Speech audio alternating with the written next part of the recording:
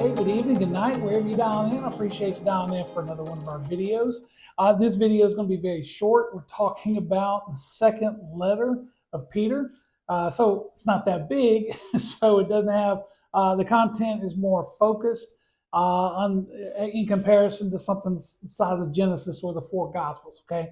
So when we look at the letters of Peter, the first letter dealt with persecution and adversity, with the early church, primarily in northern Turkey, to modern day Turkey, of course, Asia Minor. And it was addressed to both Jews and Christians.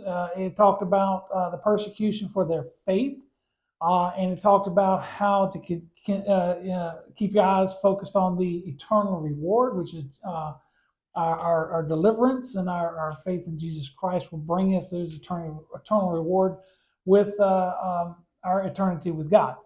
And it also focused on how to handle the diversity, how to have that fellowship, how to keep that Christian witness, and just different aspects of the church in general and that fellowship that they were having. The second letter is a little bit different. It's kind of the same crowd, and again, I'm looking at I'm looking at Holman on here, and I'm also looking at our study guide for this quarter when I'm going through these notes. So I thought an introduction to the second the second letter would be beneficial to everyone. So this one, for the most part, deals with false teachings. Okay, so this one's going to be a little bit different. And I'm just going to read some of these notes here on the book profile. Sent to first century Christians living in a variety of locations in northern part of Turkey or Egypt. Now, they're not sure exactly where this is, so they can't pinpoint exactly where this letter went and who it was addressed to, but they suggest that it's those two. Although some internal indications might suggest the targeting audience was same as First Peter, which I tend to believe when you look at the styles that are written. It could have been written months apart, something like that.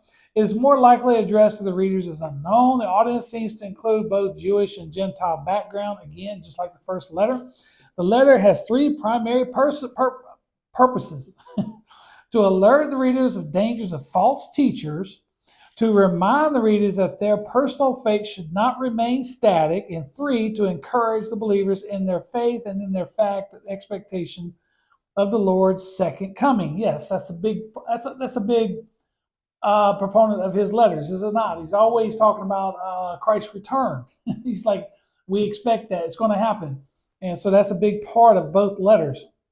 Probably written in the city of Rome shortly after First Peter and before Jude, about 65, 67. So probably shortly, before his death.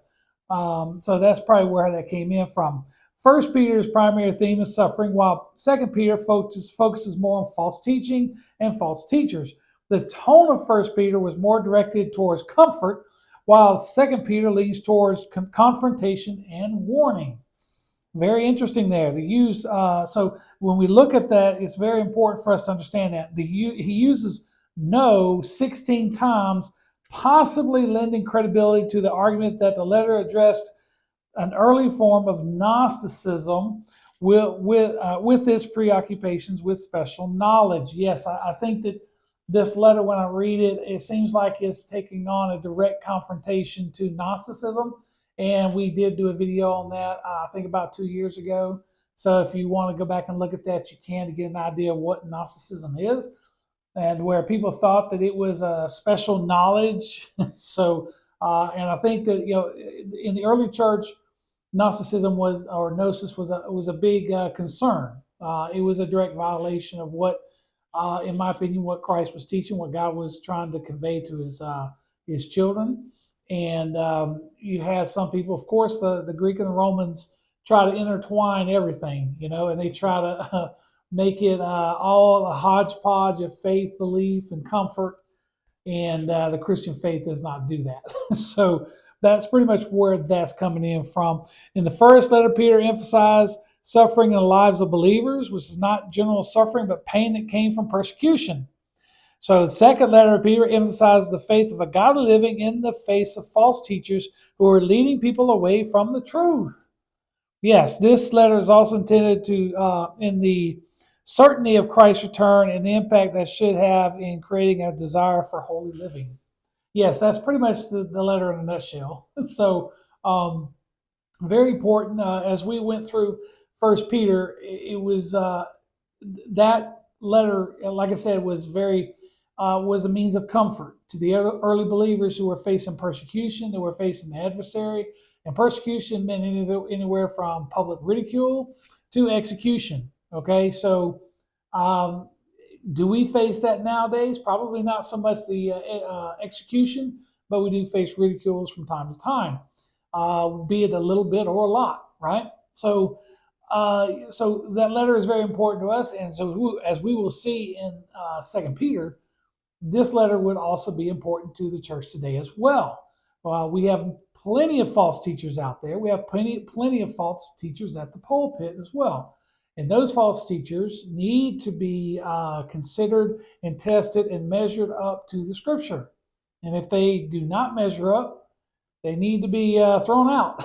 They need to be ignored. You need to run from them.